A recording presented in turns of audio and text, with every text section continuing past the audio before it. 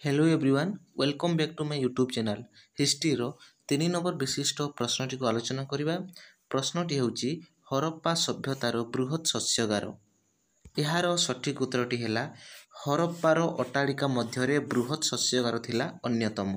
दुर्ग अंचल यह अवस्थित थिला। यह अनेक गुड़िए प्रस्तर चटाणा को नहीं गठित होइथिला।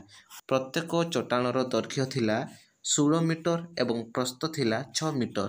एही बृहत शस्यगारर दक्षिण रे धाड़ी धाड़ी लगी रही केतोटी गोलाकार चट्टाण। एगुड़िकु शस्य अमल अगणा रूपे चिन्हित करा जाई थाए।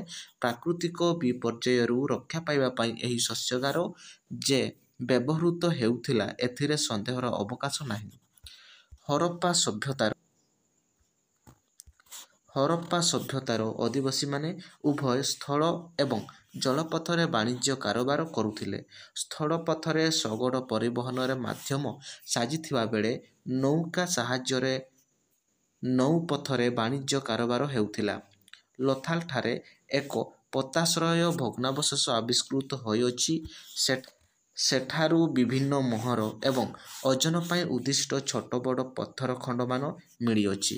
मुख्य सेगुड़िक निकटस्थ ग्राम मानकरू कंचामाल आनी चाहिदा मुताबक द्रव्य निर्माण करुथिले एवं सेगुड़िक विभिन्न स्थानरू रप्तानी करुथिले।